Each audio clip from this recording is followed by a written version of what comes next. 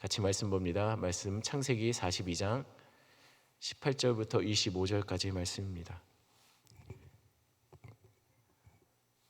창세기 42장 18절부터 25절까지 말씀. 저와 여러분들 한 절씩 교독하겠습니다. 제가 먼저 읽습니다. 사흘 만에 요셉이 그들에게 이르되 나는 하나님을 경외하노니 너희는 이같이 하여 생명을 보존하라. 너희가 확실히 들으면 너희 형제 중 한 사람만 그 옥에 갇히게 하고 너희는 곡식을 가지고 가서 너희 집안의 굶주림을 구하고 너희 막내 아우를 내게로 데리고 오라. 그러면 너희 말이 진실함이 되고 너희가 죽지 아니하리라 하니 그들이 그대로 하니라. 그들이 서로 말하되 우리가 아우의 일로 말미암아 범죄하였도다. 그가 우리에게 애걸할 때에 그 마음의 괴로움을 보고도 듣지 아니하였으므로 이 괴로움이 우리에게 임하였도다. 르우벤이 그들에게 대답하여 이르되 내가 너에게 그 아이에 대하여 죄를 짓지 말라고 하지 아니하였더냐. 그래도 너희가 듣지 아니하였느니라. 그러므로 그의 핏값을 치르게 되었도다 하니 그들 사이에 통역을 세웠으므로 그들은 요셉이 듣는 줄을 알지 못하였더라. 요셉이 그들을 떠나가고 울고 다시 돌아와서 그들과 말하다가 그들 중에서 시몬을 끌어내어 그들의 눈 앞에서 결박하고 명하여 곡물을 그 그릇에 채우게 하고 각 사람의 돈은 그의 자루에 도로 넣게 하고 또 길 양식을 그들에게 주게 하니 그대로 행하였더라. 아멘. 말씀 보기 전에 한번 기도하겠습니다. 하나님, 우리 성도들 각자의 위치에서 하나님 이 말씀을 가지고 또한 묵상하며 기도합니다. 하나님, 기도할 때 아버지 하나님 정말 하나님의 뜻이 무엇인지 분별케 주님 도와주시고 하나님 이 말씀이 또한 아버지 하나님 하나님이 우리 각자에게 원하시는 삶의 모습을 아버지 하나님 결단하고 결정할 수 있도록 주여 아버지 하나님 그런 말씀으로 사용되어 줄 수 있도록 주여 하나님 인도하여 주시옵소서. 늘 우리의 생각, 우리의 뜻보다 하나님의 생각과 하나님의 말씀이 아버지 하나님 더 견고히 우리 삶 속에 붙잡히는 아버지 하나님 그런 삶의 아버지 하나님 기준 되게 주님 도와주시옵소서. 말씀이 들리는 은혜를 하나님께서 허락하여 주시옵소서. 인도하신 하나님 감사를 드리며 예수님의 이름으로 기도드렸습니다. 아멘. 어제까지의 이야기를 좀 먼저 정리를 하겠습니다. 바로의 꿈처럼 되었습니다. 바로의 꿈처럼 7년간의 풍년이 들고 이후 7년의 흉년이 시작되었습니다. 그동안 요셉을 총리로 세운 애굽은 7년의 풍년 기간을 준비하여 흉년을 대비하였습니다. 그래서 그들은 양식을 충분히 비축해 두었습니다. 애굽은 주변의 모든 나라들이 흉년의 기간 동안 큰 어려움을 겪게 되었지만 애굽만은 양식의 부족함이 없게 된 것입니다. 이 기근은 가나안 땅에 살고 있던 야곱과 그의 가족들에게도 예외 없이 미치게 된 것입니다. 그래서 야곱은 그의 아들들을 불러서 애굽에는 양식이 있다니 가서 사오라고, 그렇지 않으면 우리가 죽게 되었다라고 그렇게 명령하여 그들을 애굽으로 보냈습니다. 야곱의 아들들은 아버지의 명령대로 양식을 사러 애굽으로 내려오게 되었습니다. 그리고 드디어 그 형제들이 양식 판매를 주관하던 요셉 앞에 설 수 있었습니다. 자, 문제는 요셉의 형들이 요셉을 알아보지 못하게 된 겁니다. 형들이 요셉을 팔았을 때 나이가 17살 정도로 추정합니다. 그리고 지금 형들과 제외하고 있는 요셉의 나이는 39이었습니다. 그럼 무려 22년의 기간이 흐른 겁니다. 게다가 지금 요셉은 애굽의 궁중의 복장을 입고 있고 얼굴에 치장을 했을 겁니다. 그러니 알아보지 못하는 것이 정상이었을 거예요. 그러나 요셉에게는 달랐습니다. 형들은 요셉을 못 알아봤지만 어떻게 요셉이 형들을 못 알아보겠습니까? 22년간의 세월 동안 형들로 인해 당했던 서름과 역경들이 얼마나 대단한 것입니까? 원래 때린 사람은 기억 못해도 맞은 사람은 기억합니다. 그래서였을까요? 요셉은 형들이 자신을 못 알아보자 자신의 정체를 밝히지 않고 형들을 애굽에 정탐 온 사람으로 누명을 씌워 옥에 가두어 버립니다. 아무리 하나님의 사람 요셉이라 해도 감정은 어쩌지 못했던 것 같습니다. 물론 요셉은 지금 분명히 알게 되었을 겁니다. 이 모든 것이 하나님의 계획이었음을 그도 이제 분명했고 인정할 수밖에 없는 상황이 된 겁니다. 그것을 어떻게 알 수 있을까요? 9절 말씀 한번 제가 읽어드립니다. 요셉이 그들에게 대하여 꾼 꿈을 생각하고 그들에게 이르되 너희는 정탐꾼이라 이 나라의 틈을 엿보려고 왔느니라. 요셉이 형들을 보자 그들과 관련해서 꾸었던 꿈이 생각이 났다라고 성경에 기록하고 있습니다. 그래서 그들을 정탐꾼이라고 누명을 씌워서 가둔 겁니다. 그럼 그 꿈이 무엇일까요?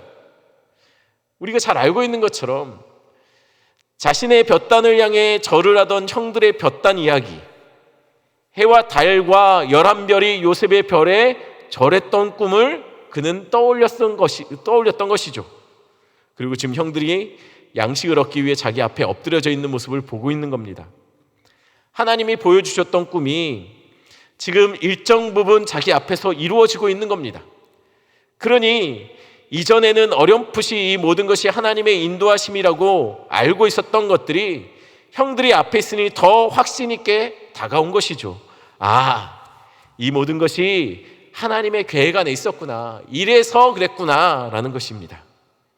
하지만 그렇다 해도 그동안 22년의 세월 동안 그것을 알아가는 과정이 그렇게 쉽지 않았다는 거예요. 형들에게 팔리고 종이 되어버리고 또 보디발의 아내에게 유명을 씌워서 감옥에 갇히게 되고, 감옥에서도 도움을 주었던 사람들은 자신을 이내 잃어버리고, 얼마나 억울한 일들이 계속 반복되었습니까? 결국 이런 감정에 빠져들게 되면 요셉은 그때마다 이 모든 것에 대한 화살을 형들에게 돌렸을 겁니다. 요셉도 사람 아닙니까? 이게 다 형들 때문에 그런 것이라고요. 내가 이 고생을 하는 것이 다 형들 때문에 그런 것이라고 그도 형들을 원망했을 겁니다. 우리에게도 그런 상황이 있지 않습니까? 내가 지금 이렇게 된 것은, 내가 이런 어려움을 당하는 것은, 내가 지난 세월 동안 이렇게 아픔을 경험한 것은 다 누구 때문이라고, 다 그래서 그랬더라고, 이게 누구 탓이라고, 그렇게 머릿속에 떠오르는 사람이 있지 않습니까? 그 사람이 돈 문제로 우리에게 어려움을 줬던 사람일 수 있습니다. 사사건건 나를 힘들게 한 직장에 또는 내가 속한 공동체의 동료일 수 있습니다. 나의 부모 혹은 배우자, 자녀일 수도 있습니다. 다 누구누구 때문이라고요. 그런 생각을 가지고 사시고 계시는 분들, 혹시 이 말씀을 듣고 있는 분들 중에 있을지도 모르겠습니다. 고통의 과정을 통과할 때는 그 속에서도 여전히 우리와 함께 하시는 하나님의 인도하심의 손길이 잘 안 보여요. 다 지나고 난 뒤에야 우리는 아는 것이죠. 이래서 그랬구나. 이래서 하나님이 그렇게 하셨구나. 그때 가서 보면 하나님의 선하신 손이 날 사로잡아서 이곳까지 인도하셨음을 그때서야 아는 거예요. 하지만 그 전까지는 잘 그것이 안 보인다는 거예요. 그래서 원망하며 살죠. 이게 다 누구 때문이라고요. 지금 요셉은 그의 꿈처럼 형들이 자신 앞에 고개 숙이고 있는 장면을 보고 있습니다. 그러나 여전히 풀어야 할 요셉의 감정의 쓴뿌리는 남아 있습니다. 그러나 요셉은 그것을 안가품하는 형식으로 표현하지는 않습니다. 오히려 형들로 하여금 자신의 잘못이 무엇인지를 깨닫게 하는 방식으로 그것을 풀어내고 있는 것이죠. 요셉은 형들을 일단 가두어 두었습니다. 이전에 그들이 요셉을 웅덩이에 던져 갇히게 했던 것처럼, 웅덩이에 가둬 놓았던 것처럼 이번에는 요셉이 형들을 감옥에 가두어 두었습니다. 형들로 인해서 감옥에 갇혀있던 세월에 비하면 형들은 고작 3일이었습니다. 3일. 오래 잡아둘 수 없었습니다. 왜냐하면 지금 이 기근 속에서 아버지와 동생 베냐민이 양식을 기다리고 있기 때문이었죠. 그래서 요셉은 형들을 감옥에 가둔 지 3일이 지나서 그들을 불러드립니다. 그리고 그들에게 한 가지 제안을 했습니다. 형제 중에 한 명을 남기고 일단 곡식을 가지고 가족들의 굶주림을 먼저 해결하라는 것이죠. 먼저 양식을 가지고 돌아가라는 거예요. 그러나 대신 너희는 막내 아우 베냐민을 내게 데려와야 한다라는 것입니다. 그렇게 너희들이 결백하다면 베냐민을 데리고 오므로 해서 너희들의 결백을 입증하라는 것이에요. 요셉의 형들 입장에서는 괜찮은 요구일 겁니다. 실제로 그들은 정탐꾼이 아니니 일단 형제 중에 한 명을 남겨놓고 돌아가서 굶주림 해결하고 베냐민을 다시 데려오면 아무 문제가 없습니다. 결백한데 뭐가 문제겠습니까? 데려오면 되지 않습니까? 그런데 형들은 요셉의 말을 듣고서 서로 논쟁하고 당황하기 시작했어요. 아니, 동생 데려오는 것이 뭐가 어렵습니까? 그런데 왜 이들은 이렇게 당황하는 것일까요? 그 이유는 첫 번째로 요셉의 의도를 파악하기 어려웠기 때문이에요. 혹시 남겨진 모든 가족을 다 잡아들이려고 풀어주는 척하는 것은 아닐까? 베냐민을 데려오면 또 다른 트집을 잡을지 모른다라는 걱정 때문일 겁니다. 이것이 첫 번째 이유였습니다.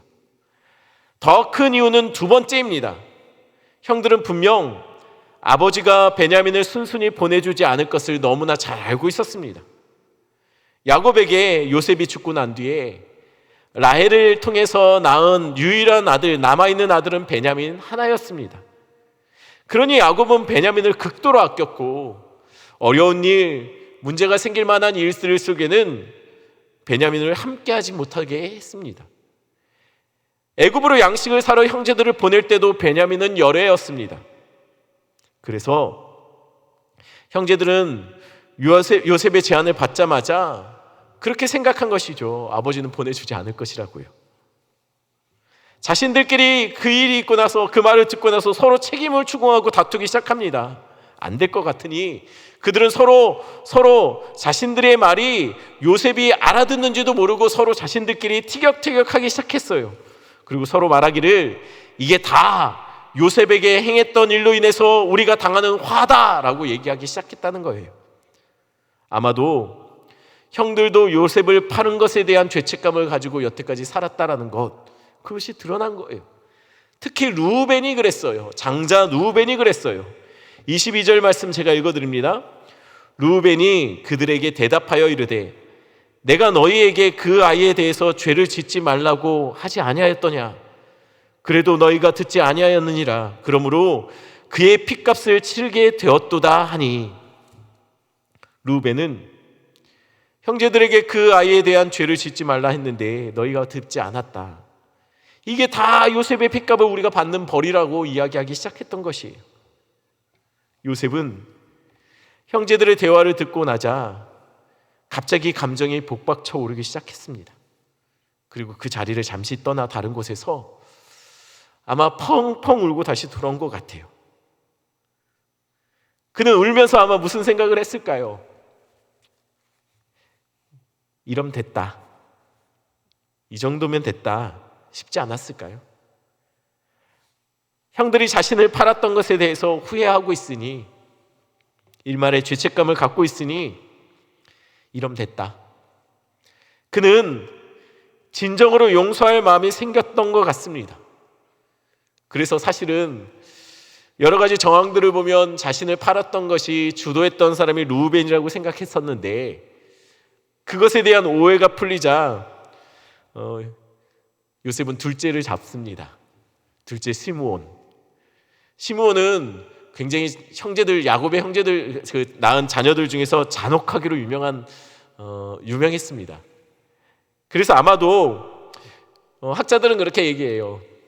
시므온이 제일 악독하고 잔혹하니 아마 요셉은 그를 잡아놓은 것이 아닐까. 루벤에 대한 오해가 풀리며 루벤을, 장자를 잡지 않고 둘째를 잡아놓은 것이 아닐까라고 추측을 하죠. 아마도 요셉이 어렸을 때 시몬을 많이 무서워하고 많이 맞았던 것 같습니다. 원래 남자 형제들은 그런 아픔들이 있지 않습니까? 저도 저희 형을 참 좋아하는데 저도 형제들 원래 가지고 있는 그런 게 있습니다. 아마 시몬을 굉장히 두려워하고 그를 잡아놓고 형제들 자루 속에 양식을 다시 넣어두옵니다. 선의로 그랬던 것 같습니다. 물론 이것을 가지고 가다 나중에 형제들이 자루 속에 돈을 다시 발견하고서 그들은 더욱더 근심하죠. 왜 하나님 우리를 이런 상황에 몰고 가십니까? 그때서야 그들은 하나님을 찾습니다. 요셉이 형제들을 용서할 수 있었던 것은 그가 당한 고난이 형들로 인함이 아니라, 물론 형들이 계기가 되었지만 결국은 그 너머에 모든 것이 하나님의 선한 계획의 한 조각 한 조각들이 모아지고 있다는 것을 그는 알게 되었기 때문에 용서할 수 있었던 것이에요. 혹시 이 말씀을 듣고 있는 분들 중에 누군가를 원망하며 원통함을 풀지 못하는 분 계신가요? 네, 나에게 해를 끼친 사람을 용서하고 잊고 산다는 것은 그렇게 쉬운 것이 아닙니다. 그러나 그럼에도 용서하고 덮고 살아갈 수 있는 이유는 그 모든 일들 속에 하나님의 선하신 인도하심을 바라보기 때문입니다. 지금은 분명하지 않지만 모든 것이 더욱더 분명해지며 하나님이 결국은 모든 과정들 속에 선으로 바꾸셨다라는 하나님, 그 고백이 용서로 나오는 겁니다. 그러니 용서란 믿음의 또 다른 모습입니다. 그러니 용서란 나의 시선을, 나를 힘들게 했던 사람에게 고정됐던 나의 시선을 돌려 하나님의 선한 인도하심, 그것에 나의 시선을 맞춰가는 것이 용서입니다. 그러니 용서란 고난 속에서도 하나님이 여전히 나를 이끌어 가신다라는 하나님의 인도하심을 믿는 믿음의 고백이 용서가 된다라는 것이에요. 혹여나 이곳에 다 누구 때문이다, 이것이 내가 이런 어려움을 당하는 것이 다 그 때문이다라고 생각하며 살고 있는 분들이 있다면 이제는 우리의 고백이 이렇게 바뀌었으면 좋겠습니다. 비록 지금 이렇게 산다 할지라도 후에 나를 통해서 위대한 일을 행하실 하나님, 다 그분의 선한 인도하심이 나를 여전히 이곳에 있게 했다라고 고백하는 여러분 되기를 간절히 축원합니다. 아마도 지금 많이 어려운 시간들을 거치고 있는 우리 성도들이 있을지도 모르겠습니다. 경제적으로, 건강의 문제로, 또한 많은 심적인 문제로 관계 속에서 여러 어려움을 당하고 있는 우리 성도들이 있다면 지금은 잘 안 보일지 모르겠지만 후에는 이 모든 과정 속에 하나님의 선하신 인도하심의 손길을 분명하게 보게 될 때가 있을 겁니다. 여전히 지금은 잘 그 그림, 전체적인 하나님의 인도하심이 잘 보이지 않는다 할지라도 지금 하나님은 이 과정을 통해 한 조각 한 조각 그분의 그림을 우리를 통해서, 우리의 인생을 통해서 맞춰가고 있는 것을 여러분 믿음으로 고백하며 사시는 여러분 되기를 축원합니다. 말씀 생각하시면서 함께 기도하는 시간을 갖겠습니다. 혹여나 말씀 듣는 중에 우리 안에 여전히 용서하지 못하고 마음의 원통함을 갖고 있는 사람들, 생각나는 사람들이 있다면 우리의 시선을 그 우리를 힘들게 했던 사람으로부터 옮겨 하나님을 바라보는 여러분들 되기를, 그래서 믿음으로 고백하기를 바랍니다. 하나님, 그 때문이 아니라 하나님의 인도하심입니다.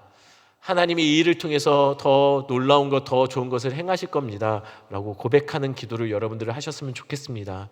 그리고 계속해서 이 코로나의 모든 과정들을 통해 한국교회가 더 한국교회다워지고 예배자가 더 예배다운 모습으로 하나님 앞에 나가고 기도하는 자리가 더욱더 회복되어질 수 있도록 해달라고, 한국교회를 주님께서 이 모든 과정을 통해서 더 견고히 만들어 달라고 위해서 기도해 주시고요.